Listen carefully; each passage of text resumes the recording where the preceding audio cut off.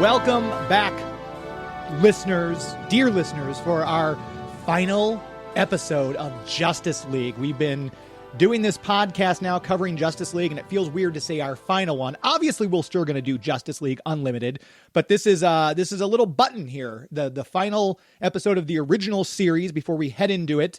And I'm joined once again by my wonderful co-host, the voice of Wonder Woman, Susan Eisenberg. Thank you for doing this with me again.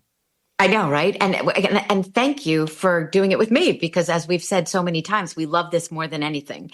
We love doing this podcast. We love the show. We love revisiting it. And I have to tell you, so many people are like, I can't believe we're at the end of Justice League, it's really surprising. And each episode has had its gems to talk about, and it's stellar things that it's done. This one is the perfect ending. It feels like a finale.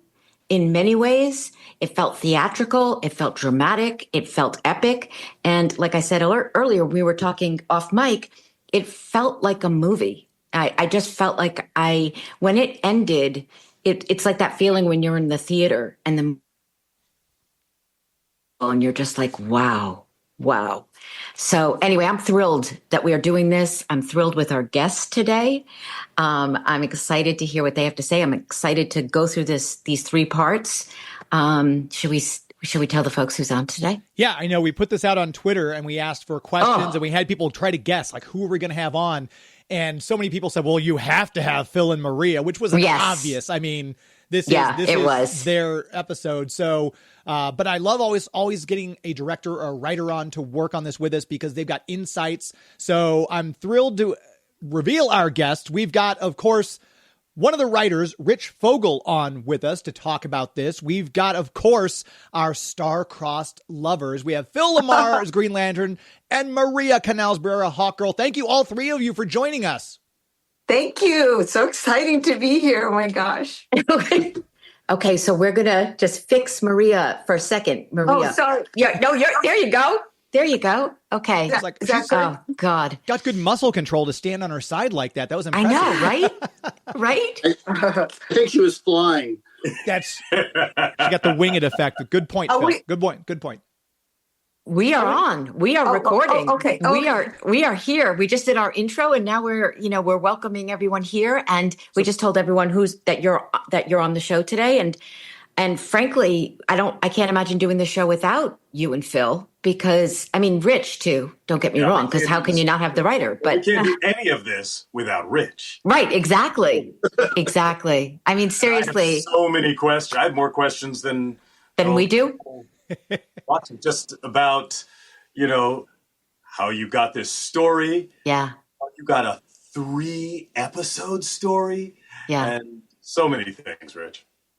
Well, let's start with that. Let's start with how you got this story, Rich. And Rich said recently that, well, I don't know how recent, but we just heard it, that you guys had this idea from the very, very beginning about this whole betrayal thing.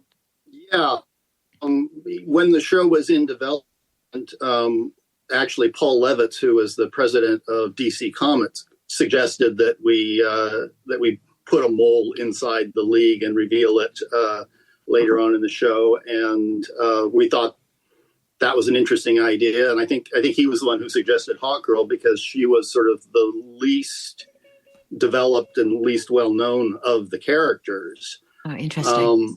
And so I've told this before, but that when I was writing the Bible, I had to write a fake biography for her so that it wouldn't tip anything for anybody, because we knew that the Bible would get out there and people would be reading it. So we had to be doing spy work even then when we were developing the show.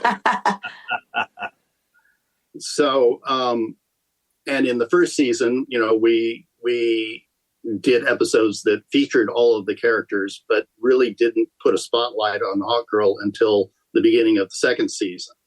And then as the season went on, we sort of kept building her part up because we wanted the audience to be really invested in her. So there was definitely a plan for that arc going into the thing. So then we got to the point where we had to decide whether we were going to pull the trigger on it or not. And we didn't know whether we were going to be renewed for another season or not. So we were like, well, if we're going to do it, this is the time to do it. And so we dove in with both feet and did it. So, but like the scenes between you guys in the Christmas episode and in Wild Cards were real important for sort of teeing this thing up, because the audience was really invested by that point, and then we could sort of come in there and have it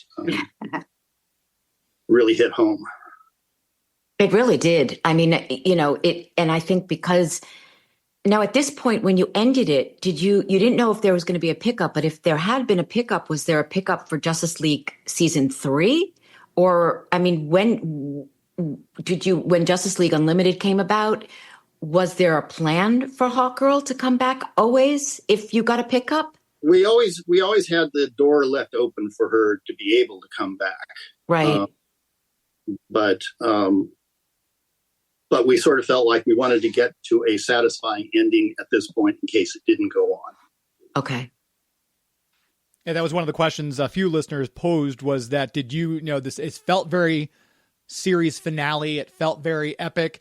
And they were curious at what point in the writing process of season 2 did you know you're going to go on to do either a series 3 or change to Justice League Unlimited? When did you get that notice? Was it in between seasons and you didn't know, as I guess was the case with season 1 from what Dan Ribas told us? Right. No, they did not pick us up until after we had wrapped. So, wow. So we didn't know. So I'd be curious, Maria, I know that they sent you the script a little bit earlier than usual on this one. How did you react when you saw it? I was so immature. I was such an actress. I was like, why are they doing this? Why am I such a bad guy? I was so dumb. And like I've said before, only after, actually during, did I realize, wow, this is what makes great drama, all this conflict. And it was just fantastic. It made my character not only like more interesting and complex, but as an actor, it gave me so much to work with. I loved it. And rewatching it again, oh my gosh, it's so well done. It's so good. It's so good, right? It's so much better than so much stuff that I've seen. I know. It has nothing to do with us being in it. It's just freaking great. Yep.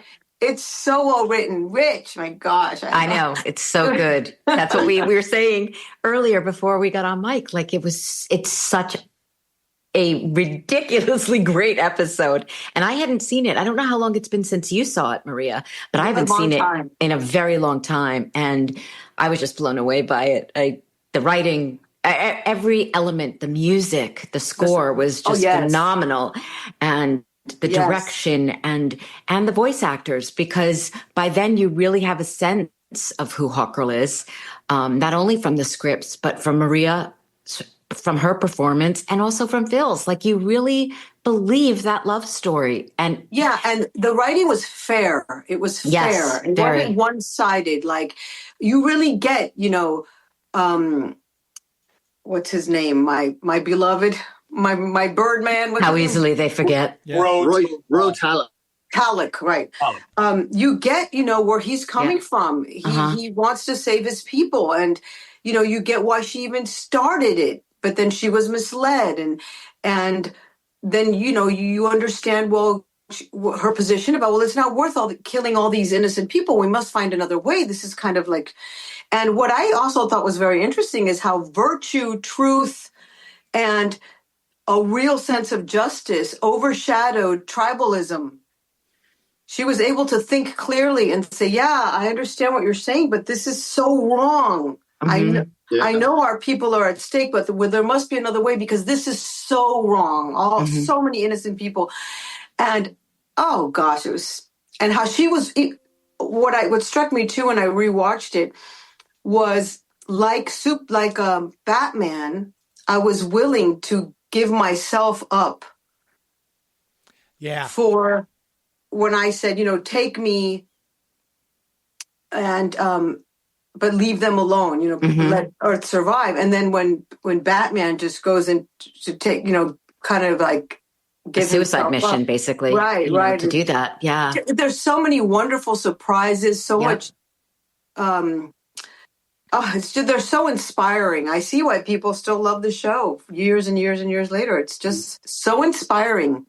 I very recently watched Batman Mask of the Phantasm for probably the 400th time, because it was during the holidays that it came out originally. So I watched it every Christmas, and I would put Starcrossed up against that. That's something you could see on the big screen as a theatrical release. It was so cinematic. Just the opening with this, they know there's a terror attack in DC. They're all on watch. Here comes this giant starship. They're all trying to stop it. Just that opening when you get the reveal of the main Hawkman Thanagarian is amazingly cinematic. What an opener. That's like, there. You could have had the James Bond gun barrel. It's that good of an opening after. I mean, come on. Exactly. Rich, how long had it been? How long had it been since you've seen the episode, Rich? It's been a few years. Yeah. So what was your reaction when you watched it? Well, preparing for this, I was pleasantly surprised. I thought it held up pretty well. Yeah. And I agree with Maria that one of the things that really struck me as being strong in it is that everybody's right in it. That they're all coming at it from a point of, they believe they're doing what's right for where they are. And an interesting thing about it is that, there's not just one love triangle in the story. There's two love triangles, because there's Maria and Phil and Ro, and then there's Ro and Maria and Krager. Yeah. Yeah. Oh, Krager is Hector Elizondo's character? Yeah.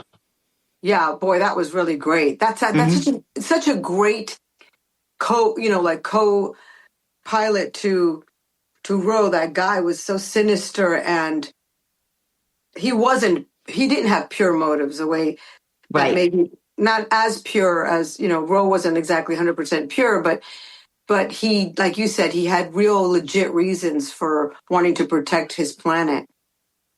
Yeah, his character was sort of based loosely on the Martin Landau character in North by Northwest. Leonard is the right-hand man of James Mason's character. Yep. And so we were sort of like looking at it and going, well, we need somebody who has that kind of not only devotion to the duty of it, but he has like an unhealthy attachment. To his. Yeah, that was. Do you remember any like those story meetings? Do you remember? And I know it was a very long time ago, so we understand if you don't. But like, what was discussed when you said, "Okay, here's the script," or your first draft, or do you remember anything? It didn't just spring out of thin air. I mean, we had to, I had to write basically the premise of it, saying, this is how the action is going to break down. Then we had meetings about that and discussed it, in story. And then I wrote the outlines for all three parts based on those discussions. So everybody had input and ideas, and there was lots of stuff being thrown around. A little sort of tidbit that you might find interesting is that DC wouldn't, because the Hawk people came off as sort of the villains of this episode, DC wouldn't allow us to actually use Hawkman in this episode. And Hawkman in the comic book is Carter Hall. And so Ro Talek is actually an anagram for Carter Hall. Oh. So we just created a new character that way. Those writers, boy. But even then, Rich, you guys had him come back and say, it's not going to work out. He kind of gives up in the end. Yeah.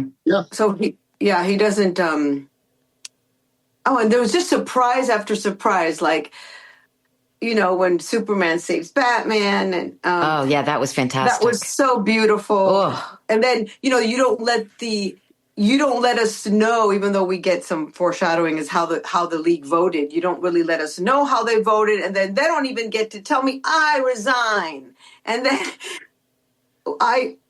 it's just so full of surprises. And I love that I love that Maria resigns. I mean, not Maria, Hawkgirl. Yeah. I love that she resigns, that it wasn't up to us to vote. in that. It's such a classy move because she's I'm not is. going to let duty compete with passion or honor or something else, was it? Or your heart, you know? So she kind of doesn't want you guys to be in that position either, the way I was. So I'm going to be the bigger person here for a change and not even put you guys through it. Mm-hmm. I know there's an episode of Justice League Unlimited where it's kind of revealed how they vote, because isn't it Superman who says, I actually abstained? And so the vote would have gone Maria's way, if I remember correctly. Am I misremembering? Yeah, I think so. Well, we spent an awful lot of time discussing how everybody would vote. Right. It was a lot of effort put into that, and I always felt that Superman would have been more sympathetic to Hawkgirl's situation because of the fact that he had been pretty much in the same situation when Darkseid turned him against Earth. Right. So, I think he had a little bit more sympathy for her, whereas, and certainly J'onn J'onzz and Flash were sympathetic to her. Yes. But Wonder Woman was not. Mm-hmm. That's a great line, Susan. Your line when you see her, she's trussed up, and you say, I should let you burn. Just the way you delivered that line, Susan, but you go ahead and free her anyway when she's imprisoned. Yeah, no, and I know, but it's so shocking to me because I always think, whenever people talk about Wonder Woman, they talk about her compassion, and I understand that she's a warrior, but at the same time, like sometimes she's so much more violent than I would expect her to be. Well, in this particular episode, because of the fact that Hawkgirl betrayed the group, Hawkgirl is her sister, and she feels betrayed by her sister. And in a way, Wonder Woman then takes up the role that normally would be portrayed by Hawkgirl in this episode. That's interesting. Normally, Wonder Woman would be the sort of the peacemaker and, all of this, but she's so betrayed by this, feels so betrayed that it's just sort of like Wonder Woman unleashed. Right. In this episode. I'm curious. It's interesting that Jon Stewart doesn't put out what he's going to vote because he was probably very complicated. Yeah. Mm-hmm. It's like, well, it's my girlfriend, but she also knocked me out. Yeah, that I did not expect when she does that. That's another one of those great surprises. I was shocked. Well, I think the reason he doesn't say anything when they're talking about the vote is the same reason he didn't say "I love you" until after she flew away. Yeah. It was so good. And didn't you love? I loved the conversation with the guys talking. Deepest. Oh, sorry. I feel like this was the hardest.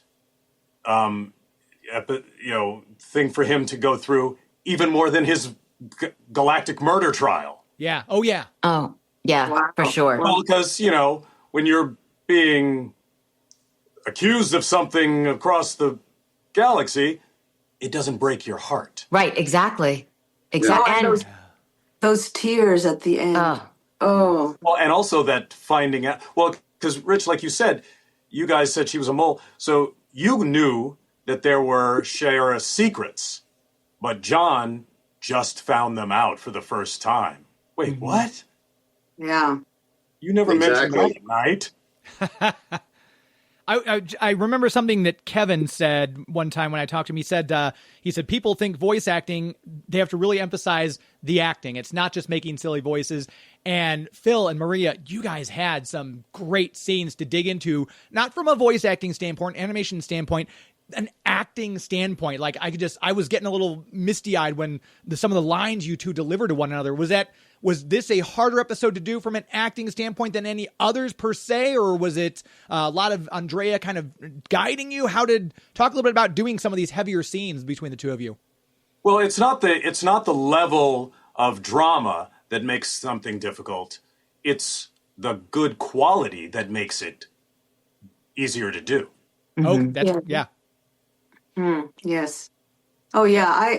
first of all, Phil is a very likable person as an actor. So as an actor, when you're working with somebody that you already like, it just makes it even easier to continue on that road and have even stronger feelings for him, as opposed to a obnoxious actor who you don't like or who smells terrible. Name names, Maria. Who are you talking about specifically? That's another podcast, James. But we had such a wonderful team, and oh gosh, every single person was just such a wonderful actor to work with. So I already liked Phil so much. It was easy for me to go there and have even stronger feelings, and then make it romantic, and then make it conflicted. And those, like Phil said, when it's well written like that, it's easier and it's fun. And I love when we add so much humanity to our superheroes like that. It's such I think it's why we're still talking about the show. Because if this show were just about Thanagar and that whole battle and that whole story, it was a great story. But then you add that layer of humanity and all these emotions, and it becomes epic. And it was never too much where it gets like not believable that they can be such iconic, strong superheroes. And then there was enough where people would be like, whoa, like, they get me. They understand me because they're going through what I go through, yet I could still admire them for being superheroes. Like, it was just really well layered. Mm-hmm. And even in their vulnerability, they had a lot of virtue and took the higher road. They were like, oh, no, nobody had a pity party in their emotions as the League. We felt emotions, and we were still so virtuous within it. Even like you didn't call me a name, like in real, in the mortal world, you'd call me names and we'd have a cat fight. And I think we had those moments in the show for sure, but we didn't stay there very long. I think we all had our moments. No, it wasn't. And we all had our moments of just, regression and, where we would be immature and, not exactly, handling it well, but we wouldn't stay there very long. We were ever at the level where we weren't exemplary characters. Or revert back to being exemplary. Even if we fell off the pedestal a little bit, we climb back on. I mean, that's what makes them so. But I think it's part of the pedestal. That's my point. Like, I don't think it took away because it didn't get stupid, ugly, immature, pity parties. It didn't get like that. It got, we touched on human emotion, love, jealousy, but with humor and with class. Like when he says to Phil, did you love saying that line, Phil, where he says that something about what belongs to him, Ro, and you say, well, keep an eye on your stuff. Oh no, it was freely given to me. I didn't take it. Right, I didn't take it. Yeah, it was, and Phil, did you love that? Well, no, the line I love was when he's fighting Ro and says, "Kiss my axe." Right. That's one of the quotes I've got written down and underlined. Yes, that was It's awesome. so great. And that guy chat, Rich, the chat where the guys are all talking about GL and Hawkgirl, like when they find out that, and they're like it is so adorable when they're all with him and like, hey, don't worry about it. We all been there. And, and Flash's reaction, like, huh? Like, you guys are together? I know you guys are together. It was, so well done. So well done. And I got to say great Hera. Yes. Thank you. The slowest, fastest man in the world. Yes. That's so funny. Yes, Susan, that's so great that you brought that up because that's another unique private moment that we got to witness. The bros. Yeah. The bros supporting talking about each the other love life because they don't ever show how much a woman can break a man. Right. But there was that little moment that in the locker room where we get to hear what they're saying. It was so cool. I'm so glad you brought that scene. Oh, it was adorable. I wrote it down. I just thought it was adorable because it is so fun to have a window into that kind of chat. Yeah, this was fun for us because that the heroes are sort of like emotionally constipated, that they're always sort of like holding things in. Right. And in terms of Hawkgirl's vulnerability, one of the things that that really stood out to me and is I remember it was something we discussed in the story, but also they did it really well in animation and in the directing, was that the use of her headdress in the episode. That at the end of Wild Cards, when they finally remove her headpiece for the first time, and you see the woman underneath the headpiece, that's a real vulnerable moment for her. And then that continues in this, where her headpiece is removed and she's got that other helmet put on. Yes. Which, almost turns her into another character. Yeah. But then that's stripped away from her, and all that's left is the vulnerable woman. Right. Oh, that's cool. So great. Yeah, I noticed the headgear had changed from scene to scene, that it changed. And then of course at the end she's just without, she just has the hair, and that's so That's cool. a good one. It was such a beautiful moment at the end too, with her and Alfred when he's giving her tea and says, "For my vote, what a great you'll always scene. be a hero." And just to I have got chills. Ephraim Zimbalist Jr. come back to do this, much like Diane Pershing reprised Poison Ivy for a better world, and just to have those actors come back, I love it. Love it. We should address some of the questions, because really, we had so many questions on social media when we told the fans that you all were going to be on. We were flooded with questions, so I want to make sure we get to at least a few of them. Yeah. Okay. Let's see. We've got at Brandon Talbot 10 wants to know, for the panel, of this big 3-parter epic thing, what was your favorite scene, either when you're reviewing it and looking at it as kind of with fresh eyes now, or while you were recording it? We'll go ahead and start with Phil.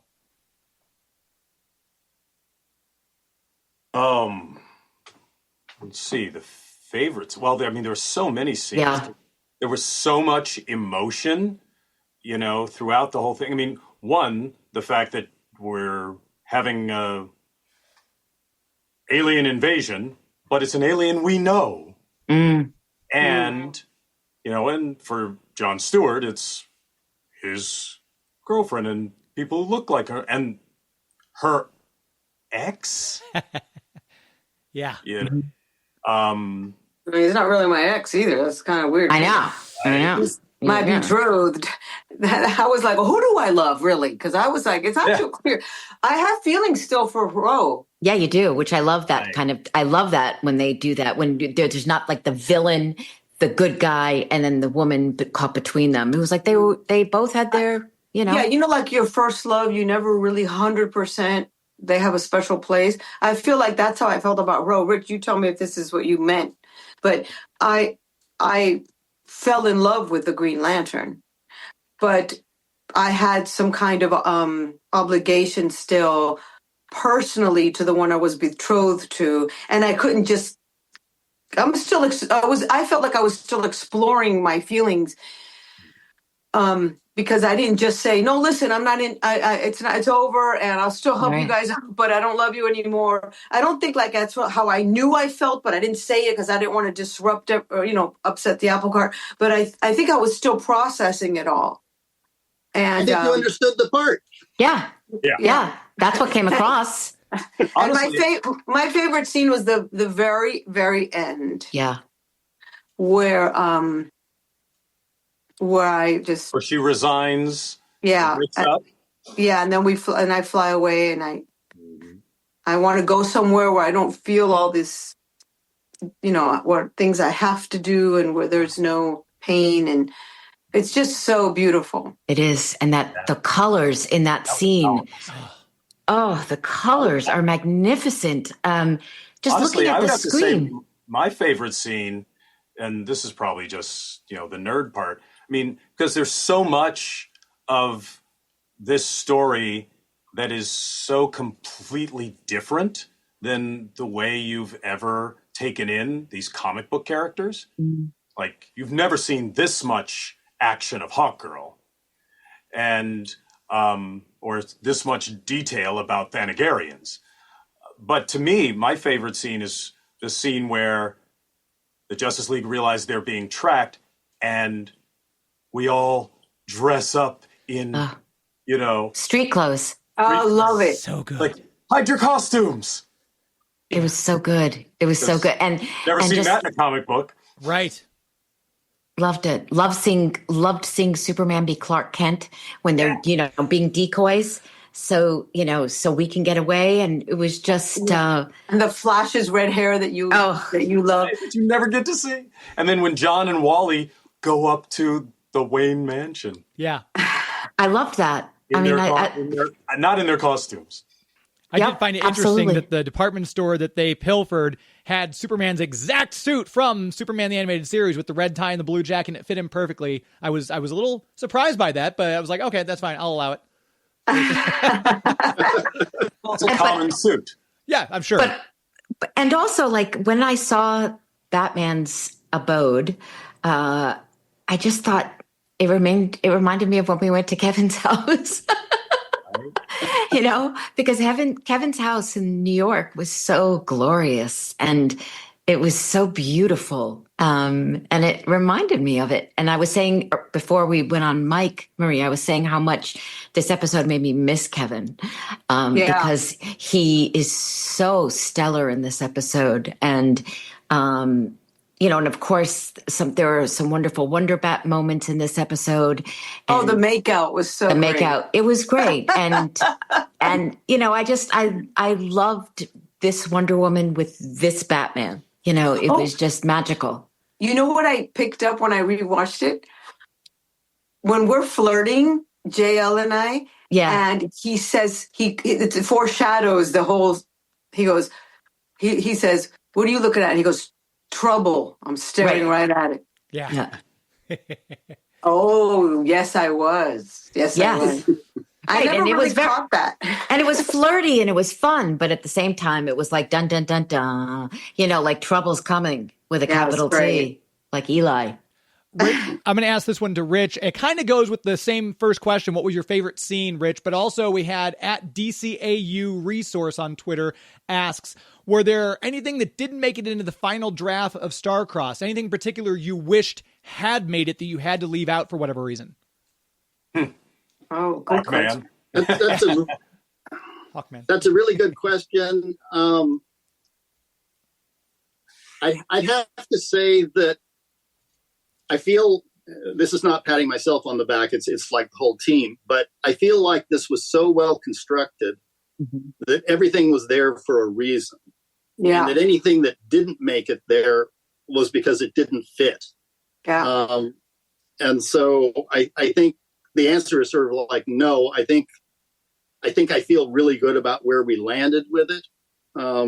And so there's no scenes that were like, oh yeah, I really wanted to do that. I know that there were some things that we developed along the way that, we could have gone that direction, but, I feel like we landed in the sweet spot. Yeah, you have to feel pleased at the end result because it's pretty damn great. It is. It really is. Rich, when you were writing this episode, was the future episode in the Bible? No, that we hadn't gotten to that anywhere. We hadn't gotten to that yet. But I mean, this being comic books, we always knew that there were ways to open doors that you wouldn't necessarily see coming. I did want to back up on one point here, which was when we started in season 1, we knew we had the team. We knew we had all these great characters that we were going to be working with, but we didn't have a plan overall, like how the relationships were going to develop. And a lot of that came from you guys, that we saw how you guys reacted in the rooms to each other and who played well off of each other and stuff like that. And we saw that Phil and Maria had great chemistry. And so we kept leaning into that. We saw that Kevin and Susan had great chemistry. So we kept leaning into that. And that sort of like led us to where we got to. But it was not like mapped out before we started the series. Oh, that's fascinating. Not even Hawkgirl and GL? They weren't mapped out? No. Oh. Wow. Oh, wow. That's really cool. You never know as an actor how influential you can be. Puff, puff. That's really, that's so cool. That's so great about the whole creative process, isn't it? Yeah. Completely. Well, I mean, we could have mapped everything out, but then we wouldn't have been open to the cool things that happened along the way. So, we had big markers that we were doing. And like I said, we knew we were going to get to this betrayal, but we didn't know about all of the personal things that were going to be interacting that would make it even stronger. Mm. Another question from Twitter. One of our biggest fans, @GirlWithCello, has a question for you. How did Andrea Romano direct and help you during this episode? Was it different from previous recording sessions for any reason? We'll start with Maria. I don't remember it being different. She was always fabulous and very giving and fun and relatable. So nothing pops out that I remember so long ago of anything being different. She was always a great actor's director. And Phil? Agreed. Yeah, same. Nothing different that Andre. I mean, it's like asking, well, did Michael Jordan play that game differently? So really a testament to how wonderful always she great. is. Mm-hmm. Well, but I did think about the ADR when I was watching this episode, because I just thought, wow, there's so many action sequences and so much physicality in this. And I thought, God, I must have given her, some long sessions there, because there were, every one of us just had, what I loved about this, and just to get on, we each had our own story in this. We each had our own value in this. There were 7 of us, all compelling. There were moments for each of us in this, which really it's so well done in that regard too. But I don't remember, in terms of Andrea and answering the question, I don't remember anything that stood out in terms of her direction for this. It was just her being Andrea. Yeah, I think the one thing that I do remember, and I mentioned this earlier, was that she made sure that Maria got that script earlier than she normally would. Oh, interesting. Because she didn't want you coming in cold on that and going, what the heck? We were all very worried about you, Maria, and how you were going to react to this. Was I stupid and immature? What did I say? I remember being upset, but not like No, you were not off the rails or anything. But you were just like, really? This is what's happening? Really? Well, which any of us would have been, it's hard. On so many levels, it's hard to have this happen, because you're just like, am I going to be written off? And yet you're really attached to the project. And as an actor, you don't want to lose a job. And there are just so many emotions going on. I didn't think of anything about a job. I didn't think of anything about that. I just thought about, I'm a good guy. Why are you making me a bad guy? Right. That's how I felt. And I bet Andrea understood that. Yes, that's why she was concerned. Every day they come in to play heroes. Exactly. So you got to know when your hero is on the other side. Yeah. Exactly. But it's about being loved. But she's not a bad guy.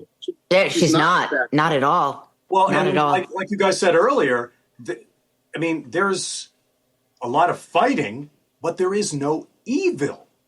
Like even Hro, is not, I want to kill him, I want to eat him. Right. Like, it was just for him about his policy, his plan. Mm-hmm. Well, he has to destroy Earth. There's just no other way to save their people. And she's like I said earlier, there's just too many innocent people that you have to find another way. It's just too much, because I obviously grew to be part of you guys and Earth and humans. And but you're right, Phil. That makes a difference. It wasn't pure evil. Right. It was misguided priorities. Yep. Yeah, very ends justify the means versus the means being bigger than the ends. That was the evil, was the plot, not any specific person, which makes for a more compelling story. Exactly. I was curious. Sorry, go ahead, Rich. I was going to say the whole bypass through Earth actually amuses me, because that MacGuffin was actually the starting point for Hitchhiker's Guide to the Galaxy, which was handled in a very comedic way, but we actually used it here in a more dramatic. Oh, see, I did not know that. Wow. I was going to ask with the Gordanians being I'm sitting there scratching my head first. I'm like, I know the Gordanians are from the comic books. Like some things are made specifically for the Timverse writ large, but I'm like, this is a Marv Wolfman, George Perez. This is New Teen Titans #1. I went back and looked at my comic book, and yep, there it is. So was there a specific choice to make the Gordanians the plot device for the Thanagarians? Was there any talk of another race being used? Yes, we knew we needed an alien race, and we weren't sure which one it was going to be. And I went through like the history of the DC universe thing, looking at all the different races that they had, and we just thought the Gordanians were the coolest. So that's why we ended up on those. Well, I'm glad you went with the lizard people and not some cat people against the bird people. That's true. That would be too on the nose. when Crotalic pulls on our heartstrings when he takes his masks off and talks about how he was basically a political prisoner or something. And he has all those scars. On his face from the Gore. What are they called? Gordanians. That was so powerful as well. Mm-hmm. Like you tugged on our heartstrings with everybody. It was so good. I mean, you could see that he had been through it, and that formed, who he is and what his values were. Exactly. He had layers to him as well. And when he says to me, I'll forgive it. I'll forgive you. You were flirted. You were weak. I'll do it. I'll take you back. You were lonely. I was lonely, Yeah. And that's so, as a woman too, to see a man love like that was another thing that was so beautiful to watch. Like this big, strong, powerful, angry guy is willing to forgive all. That was another powerful moment that as an audience member, when I watch it, really pulls on my heart, because, it's not so clear, that you have to root for the Green Lantern. This guy, he's been through it, and he loves her, and you know what I mean? And he's taller, apparently. So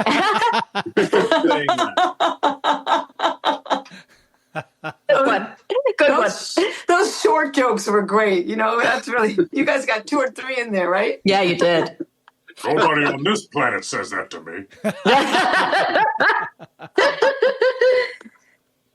One of the things I appreciate as a nerd, and I'm assuming Phil's right there with me on this, was the Batcave fight. Because we get to see the ventriloquist statue taken out. The penny falls on him. He picks up the freeze gun. I'm like, oh, here it goes. And just all those little nods. Like I said, I enjoy that as a nerd. I'm assuming, Phil, when you watch it back, you felt the same way. Rich, were there specific beats that you wanted to make sure we get Mr. Freeze's gun? We want to get this in there. Were there anything that was specifically picked for that fight out of all the stuff that you could have picked in the Batcave? Well, I think for us, the penny was the most important one. Again, whenever you're choreographing a fight scene, you want to make good use of the environment that you're in. And so we were looking at what was in the Batcave that we could use. And, those were the things we ended up with. I would have liked to have seen the dinosaur do something, but at least Flash pointed it out. Look, a giant dinosaur. And I'm also curious with that. It was never explained other than I just assumed because Shire had been spying on them. He tells everybody, here's where Wayne Manor is. Obviously, Clark had been there before. How does Shire know, A, how to get into the Batcave, and also, B, I can fly out through the top? Was that just, as an audience, I assumed, she's been spying on them that long that she knew all along? Because Bruce Wayne reveals his identity to everyone right there. But she was not there for that. So I'm very curious, was that ever addressed, how Shire knew how to get into the Batcave, who he was, etc.? Yeah, she had been doing her homework. Okay. She had been doing her reconnaissance and figuring everything out. Gotcha. Okay, that's kind of what I figured. So there. She's like Carrie Russell in The Americans. No, seriously, yeah. Yeah, she is. Call it the Earthlings. Brand new series starring Maria Canals-Barrera, The Earthlings. Mm-hmm. I'm doing a quick read through some of the questions we've already covered. So if those of you who are listening, you know that your question has been covered with some of the stuff we've said previously without being prompted. I'm just making sure we get any of the other ones on here that weren't addressed. We had one from, if I can get back to it, at Galvanizer24 asked, and we kind of addressed this, but not really, for Maria and Phil, did you know the show would continue? If so, how did it affect your performance when you found out your character would return? Didn't know. I didn't think it would end. Okay.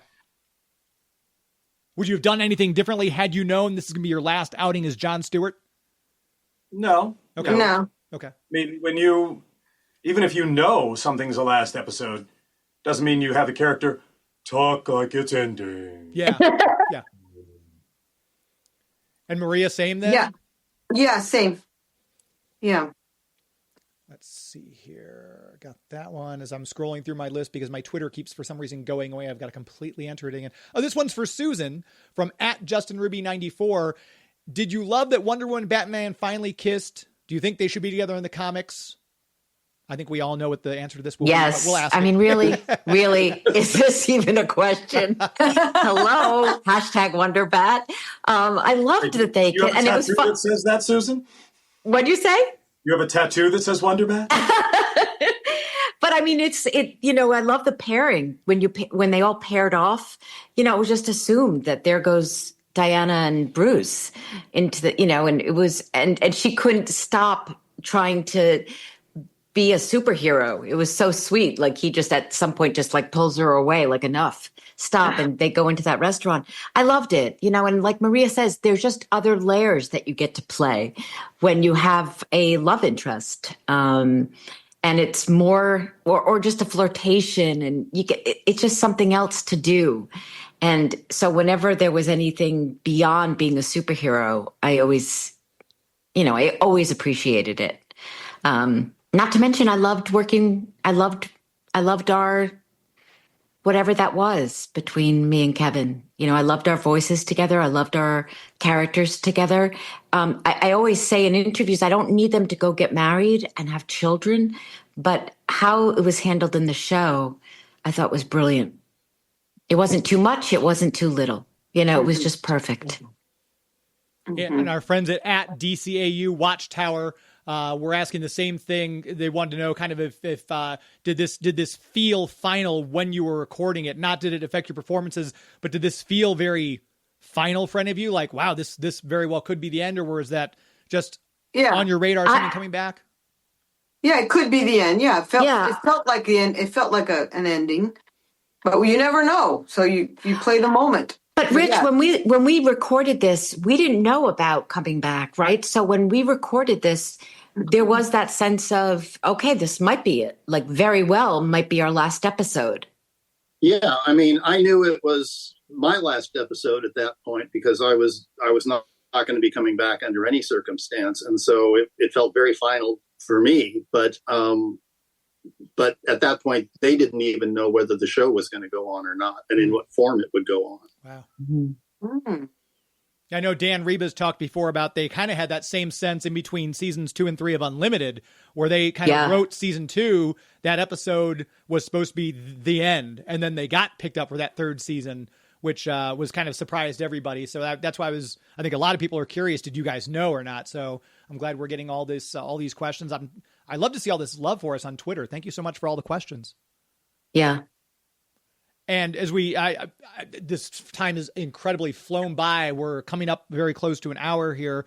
So I don't want to keep anyone too much longer, but I just kind of wanted to, all these great bits, with Rich, when you were writing this, obviously the Thanagarians were prepared. They had a kryptonite gun for Superman. They had a shield that would fire back yellow energy at Jon Stewart, which I know Stan and Dan, some of the other writers and directors we've talked to, they said they never really leaned into the whole yellow's a weakness, but they used it a couple times. And here's one of the ones I really noticed it. So was that all specific in the script? Because they didn't say here's a kryptonite gun, but Clark has the line, it feels like kryptonite.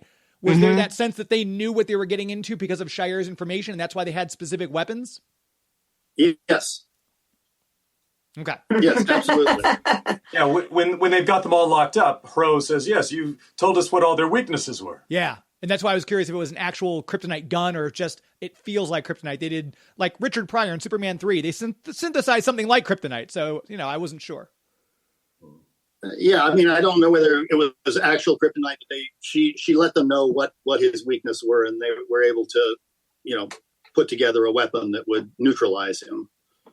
Yeah, and I think Susan, Diana's escape, when she's like, I guess you got to feed me. You heard what she said. You got to take care of us. And I love your delivery of that line. Don't be afraid, little man. I won't bite. Just that escape, the whole escape and everything was just so well choreographed, so well written. And it was. And choreographed. I'd love to take, I mean, it was like I was drawn that way. Like I had nothing to do with the choreography. I wish I could say I did, but it was so funny and so well done. And kudos to those artists and who created that, because it was so terrific. And people say that line to me all the time. They'll like repeat that line back to me all the time. So that's well done you. Hats off to you, Rich Fogel, because people love that line. Well, I don't bite little man line. Yeah. I can't take credit for that one. I think that was in the middle episode, which was the script was written by John Ridley, who was an Academy Award-winning writer. Oh, really? Oh, and, wow. Yeah. So what happened was that, as usual with Justice League, I was scheduled to write all 3 parts, and then we got so far behind schedule that I didn't have time to write all 3 parts myself. And so during the second half of the season, Linda Steiner, one of the executives at WB there, said, hey, I've got this writer, John Ridley, who wants to write for you. And I was like, yeah, well, I'll do it when I have time, or something like that. And then we were sort of getting up to the end, and she says, you really have to use this guy. And I'm like, well, okay. And so then we looked at the schedule and it's like, well, if he's willing to do like work off of my outline, we can bring him in for that. So I brought him in, and he like, yep, I understand it. And he was in the middle of writing and directing a pilot in Toronto at that point. But he said, yeah, I can do it. And he just did it out of the park. He just did a tremendous job because he's just an amazing writer. I asked him, why are you so interested in doing this? And he says, I want to do something that my kids can watch. And I don't know if you've ever seen any of John Ridley's stuff, like 12 Years a Slave. It is not stuff that is necessarily good for a general audience. And so I was like, really? This is for your kids? Wow, that's cool. Yeah. But I did a show with John did the TV version of the Barbershop movies for Showtime. That was definitely not for kids. Yeah, so I mean, he's an incredible guy. He's an incredible writer. The script, all 3 parts was nominated for a Writers Guild Award, which was really cool. And back then, that was rare for the Writers Guild to pay any attention to animation. Yeah, I mean, they have an animation category, but it's always The Simpsons. Every year, It's The Simpsons. And that year, it was The Simpsons. But to get the nomination was really special. And, and then in the 3rd part, I wrote the script for that. And then Dwayne did a polished draft on it because my contract was up and I had to leave before it was done. Aww. So Dwayne did a polish on that one. So that's how everything was divvied up on that. So I wrote the first part, the outline for the second and third parts. John Ridley wrote the second part, and Dwayne did the polish on the third part.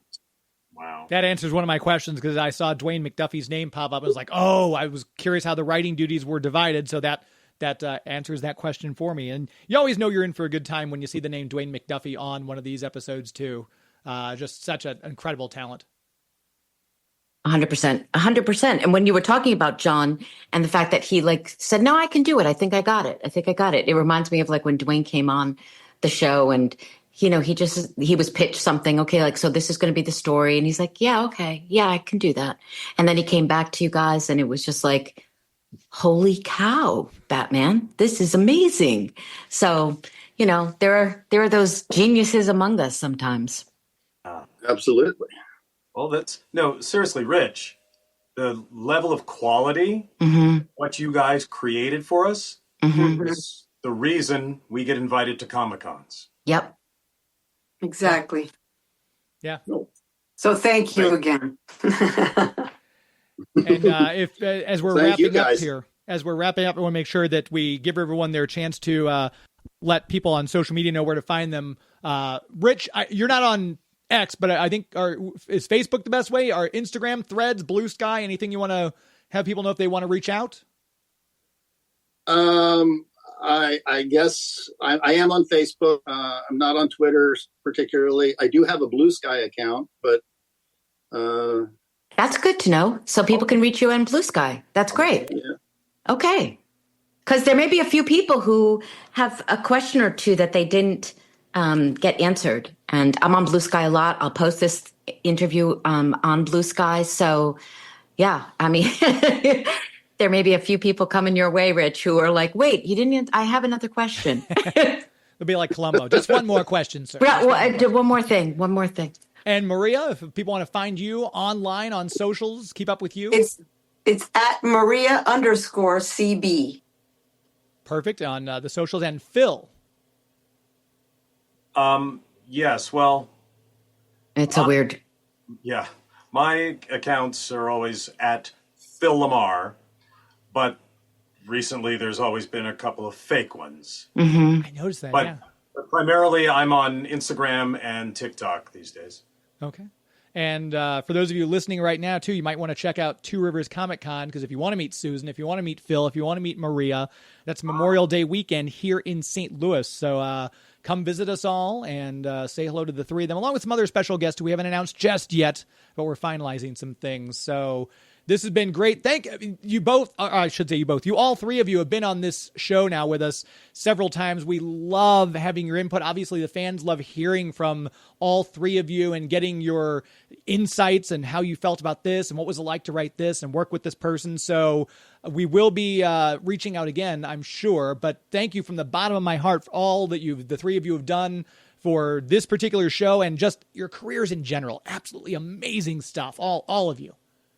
Thank you, James. Thank you, Susan. Oh, gosh. Thank you. I mean, I have to tell you, watching this episode, I felt like a fan. I really did. I felt so in love with all these characters and, really understand why they resonate. It's just so touching.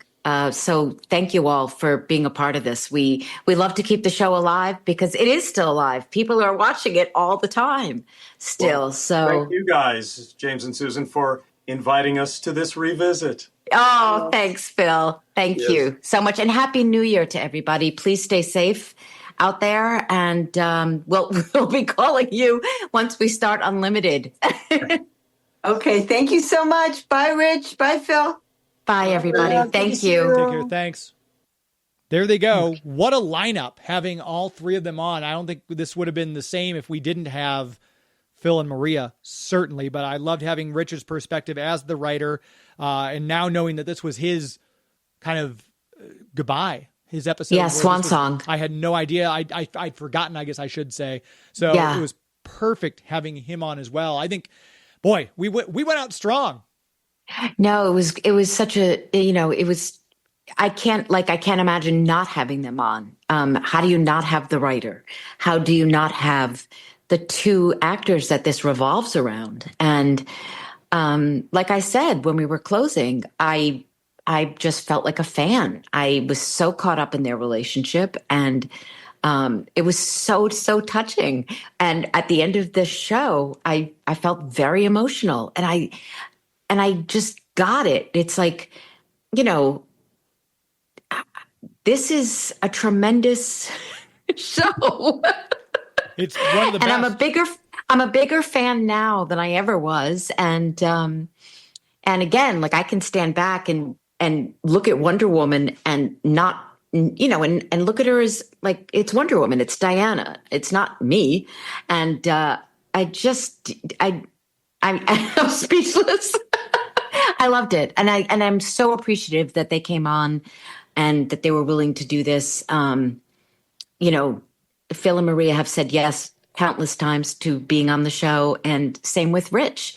So that was just, I hope the fans enjoyed it as much as we did.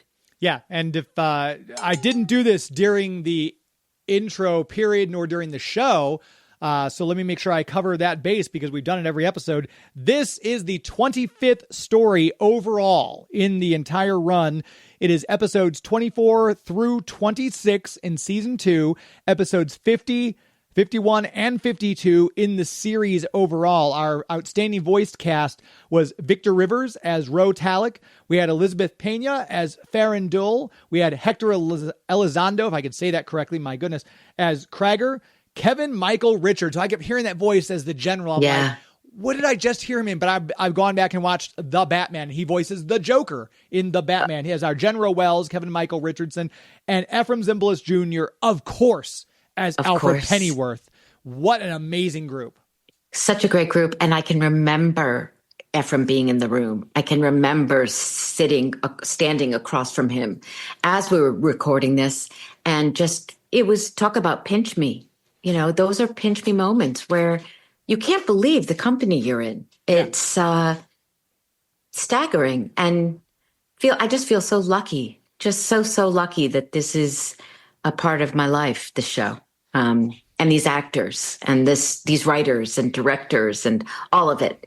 And musicians. Oh my God, we've talked about, dynamic music partners so much, and they did not disappoint. There were so many music cues in this episode, and they were spot on at each and every one. Yeah, whether it's Batman piloting the Watchtower. I mean, I got a little choked up when Kevin delivers that line perfectly when he says, "Gentlemen, it's been an honor." And he fires them off in the thing. I forgot that had happened. I was like, I literally gasped. I was like, no, but I know he's done that before when he's in Unlimited, when he's taken the javelin to cut off the beam coming down from the Watchtower when Cadmus hacked it and takes the hit. And he's Batman to all points. I can't fly at all because he's ejected out of the javelin now. But he is the guy who takes that hit if it needs to be done, which it's one of the things I love about Batman and Kevin's line in that, gentlemen, it's been an honor just to hear that. Oh, I know. So many great moments for all of you. We mentioned some of the lines you had and Phil had and Maria had. So good. Carl, Michael, the whole gang, the whole league. What a special 3-parter, and who better to talk to us about it than Rich? So, and Maria and Phil. So, okay. So do we want to tell the listeners about our plan? Yes. We want to reveal our plan? Yes. Tonight we take over the world. We rise at dawn. That's Rob and Maurice. They're the ones who take over the world. Rob Paulson and Maurice Marsh. No, our plan. So this obviously brings us to the end of the Justice League series, which when we started this a little over a year and a half ago, I was like, wow, we've got a bunch of material to cover. And suddenly here we are at the end of the series for Justice League. But obviously, as we all know, Justice League Unlimited now begins, which I've been champing at the bit since we started this because I'm like, there's so many people. We're going to have Gail Simone. We're going to have Ken Schreiner. We're going to have J.M. DeMatteis on, all the writers and all the people and all the actors who this, I know Susan just had dinner the other night with Nathan Fillion, who said he wants to be on our podcast. Okay, so seriously, people are going to think you're serious. And he's not. I did not have dinner. It was lunch. Oh, sorry. But anyway, okay. I love Nathan Fillion. Anyway, so let's move on from that. Yes. So yeah, we are going to start Justice League Unlimited. Obviously, as all of you know who listened, we first of all, thank you for all the questions you've done. Thank you for listening consistently. I love that all of you are so active and engaging with us on social media. And we really want to thank you for your patience, I know, with Susan's move and the hurricanes. And I wasn't sure if we were going to be able to record today because of all the fires in California. So Mother Nature herself has not stopped this podcast yet, but there have been delays. And we appreciate all of your patience with, hey, it's going to be actually another week before we drop the next episode. So you've all been great. So we want to just kind of forewarn you that as we kind of recalibrate and get ready for Justice League Unlimited, we're going to take a brief hiatus. So if you're hearing this episode, it's going to be maybe a month before we start Justice League Unlimited, but we want to, as I was saying off mic to Susan, get our ducks in a row. We want to make sure we've got guests lined up. We want to have a few of these episodes recorded already before we hit the ground so we can hit the ground running. But we've got a lot of people who have already reached out and said, hey, I'd love to be on the show. Susan's going to reach out to her huge Rolodex. I mean, she showed it to me. It's the size of a boulder, and she flipped through it. It's like the Vanna White and The Price is Right. On this page are the R's that I know. And then she goes over to the next one. So she'll be reaching out to her friends and contacts.